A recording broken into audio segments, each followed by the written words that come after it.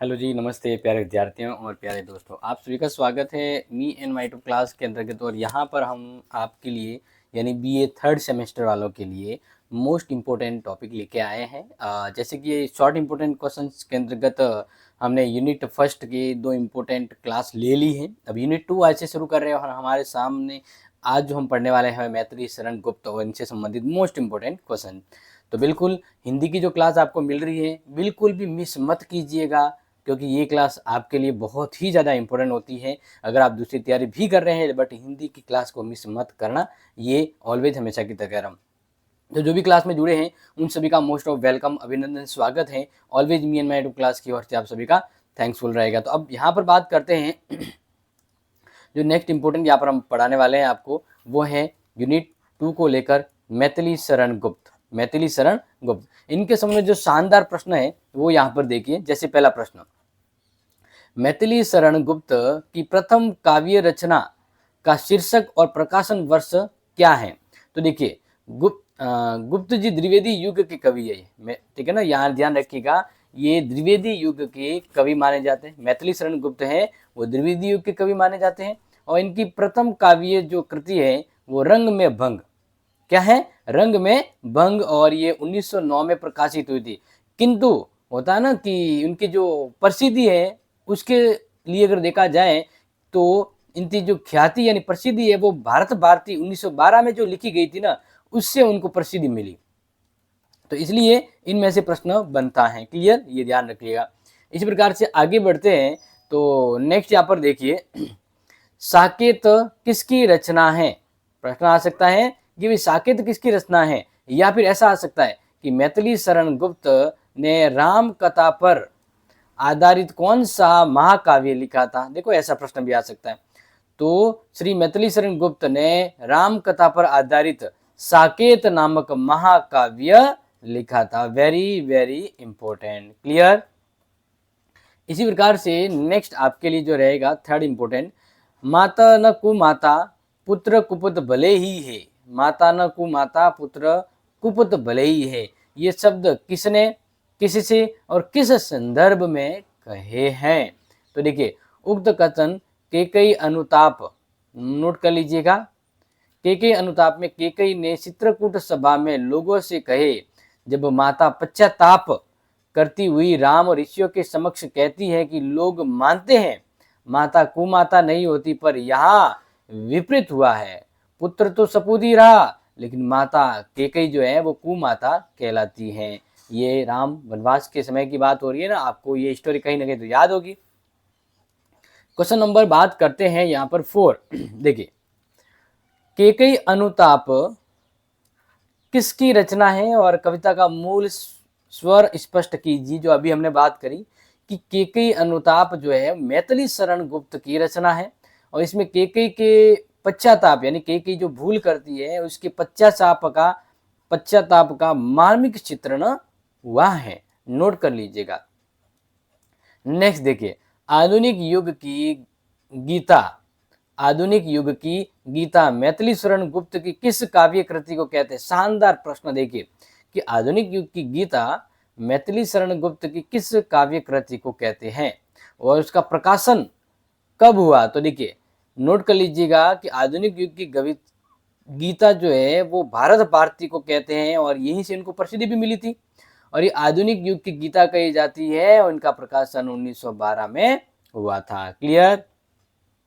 प्यारे विद्यार्थियों, आप में से अगर कोई कह रहा है कि सर ये जो आप पढ़ा रहे हैं इनके नोट्स कैसे कहाँ मिलेंगे, तो आप सभी को बता दूं कि क्लासेस सेट ऐप है अपनी, जो गूगल प्ले स्टोर पे जाइए और अपने जो यूट्यूब का लोगो है वैसा ही ब्लैक एंड रेड लोगो मिलेगा, और इसको डाउनलोड करके आप थर्ड सेमेस्टर के हिस्ट्री, पॉलिटिकल, हिंदी जो अवेलेबल है वो आप कोर्स बाय कर सकते हैं। नेक्स्ट देखिए क्वेश्चन नंबर 6, केकई अनुताप किस काव्य कृति से लिया गया है और इसके लेखक कौन है? तो देखिए केकई अनुताप है ना वो साकेत महाकाव्य से लिया गया है। किससे लिया गया है? साकेत। और इसकी रचना तो आप सभी को पता है मैथिली शरण गुप्त है। नेक्स्ट क्वेश्चन नंबर 7 कि भाई मैथिली शरण गुप्त की प्रारंभिक रचनाएं किस पत्र में प्रकाशित हुई और वह पत्र कहाँ से प्रकाशित होता था? तो देखिए गुप्त की प्रारंभिक रचनाएं कलकत्ता से प्रकाशित विश्वपरक और सरस्वती पत्रिका में प्रकाशित होती थी। तो ये दोनों इंपॉर्टेंट हो जाते हैं। इसी प्रकार से नेक्स्ट क्वेश्चन की ओर बढ़ते हैं। और जो भी प्यारे विद्यार्थी लाइव जुड़े हैं, एक चीज इंपॉर्टेंट याद रखिएगा, नोट कर लीजिएगा, और दूसरी इंपॉर्टेंट कि अपने इस क्लास को अपने दोस्तों को शेयर जरूर कर लीजिएगा। यस, आगे बढ़ते हैं। गौतम बुद्ध के जीवन पर आधारित खंड काव्य किस कवि का है और उसका नाम क्या है? गौतम बुद्ध के जीवन पर आधारित खंड काव्य, तो गौतम बुद्ध के जीवन पर आधारित खंड काव्य मैथिली शरण गुप्त का है, और इस कृति का नाम क्या है? यशोधरा है। तो अब दिमाग में आए तो याद रखना कि यशोधरा किसका ग्रंथ है और इसमें क्या लिखा गया है, आपको एक ही झटके में क्लियर हो जाएगा। आगे बात करते हैं इसी प्रकार से क्वेश्चन नंबर 9। अर्ध विश्व में व्याप्त शुभाशुभ मेरी भी कुछ मति है। अर्ध विश्व में व्याप्त शुभाशुभ मेरी भी कुछ मति है, इसका आशय क्या है? तो देखिए, उक्त शब्द यशोधरा की गौतम के वैराग्य ग्रहण कर लेने के संदर्भ में है। यशोधरा ने गौतम बुद्ध के वैराग्य ग्रहण कर लेने के संदर्भ में कहे हैं, जब गौतम बुद्ध हैं वो वैराग्य जीवन को धारण करते हैं। समझ में आ रहा है कि नहीं आ रहा है? और वह कहती हैं, यशोधरा कहती है कि नारी सहनशील होती है, उसे शुभ शुभ का ज्ञान है, कोई ऐसा आचरण नहीं करेगी जो उसकी भर्त्सना योग्य हो। क्योंकि यशोधरा से मतलब गौतम बुद्ध है वो वैराग्य जीवन धारण करते हैं, तो फिर यशोधरा क्या कहती है उसी के बारे में है। आगे देखिए 10, नयन उन्हें ही निष्ठुर कहते हैं का अर्थ क्या है, अभिप्राय क्या है, तो जान लीजिए। देखिए, यशोधरा पति गौतम के चुपचाप महाविनिष्क्रमण, आप इसका मतलब समझते हैं ना, जो घर को यानी पूरे अपने जीवन को परिवार को छोड़ के जाते हैं, तो महाविनिष्मीकरण कहलाता है, और ये बहुत ही बड़ी घटना है। तो यशोधरा पति गौतम के चुपचाप महाविनिष्क्रमण पर निकल जाने पर उसकी आंखों से आंसू बह रहे थे, पर नेत्र उन्हें निष्ठुर सिद्ध कर रहे थे, दिल में प्यार उमड़ रहा था। Very very most important. आगे क्वेश्चन नंबर 11 पे आ जाइए। देखिए, मैथिली शरण गुप्त ने अपनी काव्य कृति यशोधरा में नारी का वर्णन किस प्रकार किया है? ये शानदार प्रश्न है। या हम कहेंगे कि नारी के जीवन को गुप्त जी ने महत्वपूर्ण अंग क्यों बताया है या क्यों बताते हैं, तो नोट कर लीजिए एक एक शानदार बातें कि आचार्य हरदयारी प्रसाद द्विवेदी का द्रष्टव्य है कि मैथिली शरण गुप्त ने संपूर्ण भारतीय पारिवारिक वातावरण में उदात्त चरित्रों का निर्माण किया है। उनके काव्य शुरू से अंत तक प्रेरणा देते हैं, उनमें व्यक्तिगत स्वत समुचित उत्वाच नहीं है, और पारिवारिक व्यक्तित्व का और समन्वय का विलास है वो यहाँ नजर आता। जीवन का विलास बहुत इंपॉर्टेंट है, और मुझे लग रहा है कि आपकी बड़े अगर व्याख्या प्रश्न आएंगे ना, तो ये कहीं ना कहीं मिलेगा आपको, समझिएगा, नोट कर लीजिएगा। गुप्त जी पारिवारिक जीवन के कथाकार हैं, और परिवार का अस्तित्व नारी के बिना संभव नहीं है, इसलिए कहते असंभव है, और इसलिए वे नारी को जीवन का महत्वपूर्ण अंग मानते हैं, और नारी के प्रति उनकी दृष्टि रोमांचकारी न होकर मर्यादावादी और सांस्कृतिक रही है। वे अपने नारी पात्रों में उन्हीं गुणों की प्रतिष्ठा करते हैं जो भारतीय कुल वधू के आदर्श माने गए हैं। उनकी दृष्टि में नारी भोग्य मात्र नहीं, अपितु पुरुष का पूरक अंग है। जैसे एक दूसरे के पूरक होते हैं ना, अभिन्न अंग, वैसे इसलिए उनके काव्य में नारी के स्वतंत्र व्यक्तित्व, स्वाभिमान, दर्द और स्वावलंबन का समुचित चित्रण हुआ है। उनके काव्य में नारी अधिकारों के प्रति चजक, शीलावती, मेघावनी, समाज सेविका, साहसवती, त्यागशीलता और तपस्विनी के रूप में उपस्थित हुई है। ये बात किसने कही है? हरदयारी प्रसाद द्विवेदी के सीधे प्रकट होती है।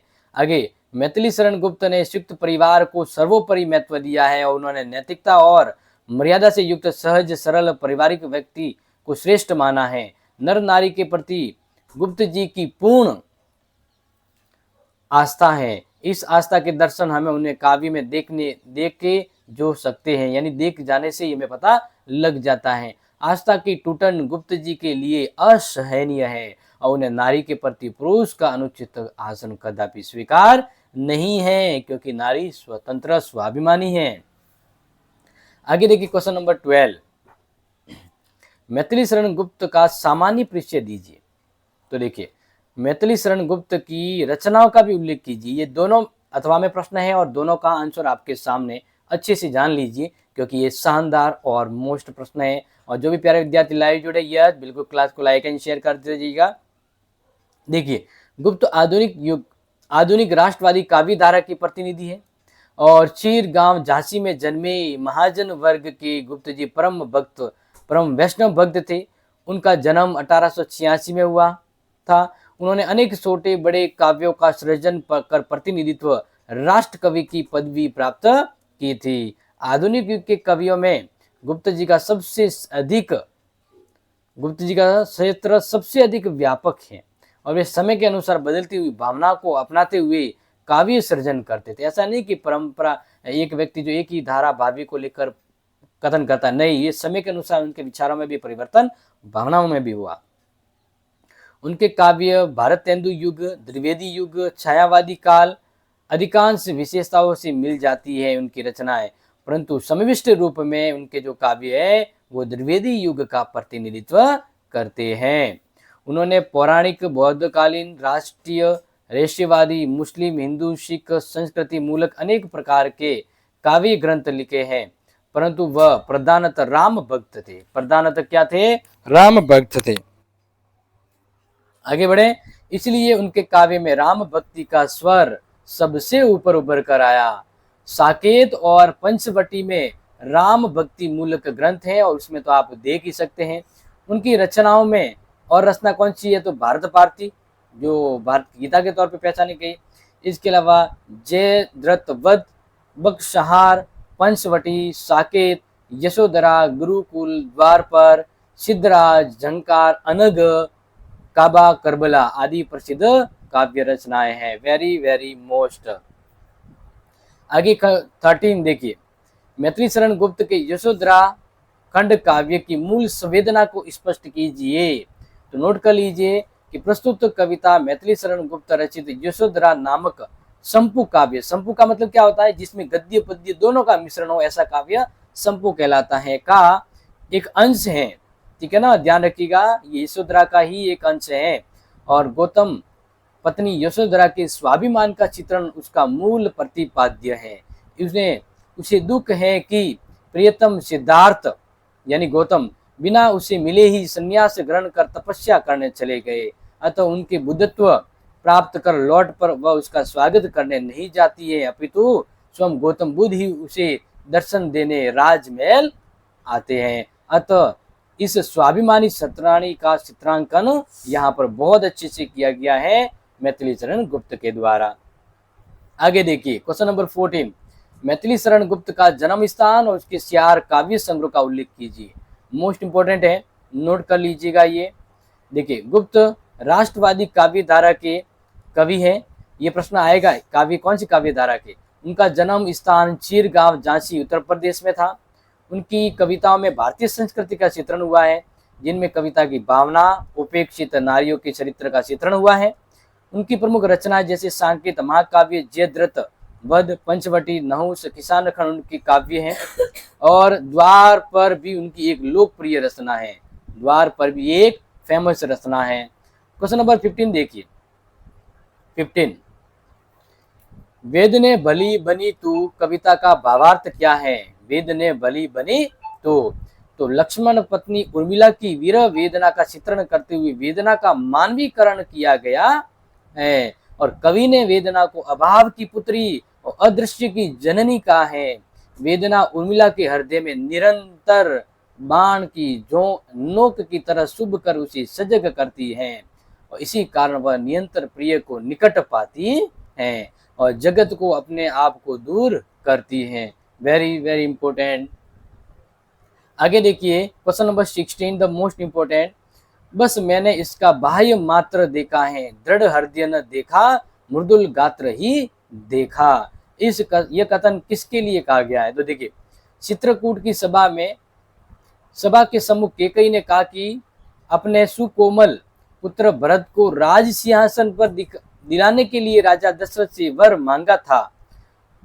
इस कारण राम को 14 वर्ष का वनवास दिया गया। पर यह व्रत दृढ़ हृदय वाला और भातृ प्रेम का अनुष्ठा प्राणी सिद्ध हुआ। अतः यह कथन भरत की चारित्रिक विशेषताओं दृढ़ता को उजागर करता है। कैकेयी अपनी भूल का पश्चाताप करते हुए श्री राम को पुनः अयोध्या लौट चलने का आग्रह करती है। Very very important. इसी प्रकार से क्वेश्चन नंबर 17, गुप्त जी की राष्ट्र भावना आधारित कविता के उदाहरण दीजिए। वेरी वेरी इंपॉर्टेंट कि कवि ने महाकाव्य और खंड काव्य के साथ साथ कुछ स्वतंत्र गीत और कविताएं भी लिखी थी। मातृभूमि कविता में उसका देश प्रेम का भाव व्यक्त हुआ है और वे कहती है कि यह नीला आकाश भारत भूमि रूपी माता पर उत्तरीय वस्त्र यानी ओढ़नी की तरह है और सूर्य चंद्र मुकुट के समान। नदियां उनके शीघ्र प्रेम की प्रतीक है। उसका स्वागत करने वाले तारे फूल मंडल है। इस प्रकार भारत माता को साक्षात सगुण मूर्ति का रूप दे दिया है। इस प्रकार व्यापार कविता में देशवासियों की मनोवृत्ति, अक्रमणीयता, स्वदेशिता पर टिप्पणी की है तथा देशवासियों को जगाया है। तो ये राष्ट्र कवि के रूप में ये इनका सबसे इंपॉर्टेंट योगदान समझ सकते हैं।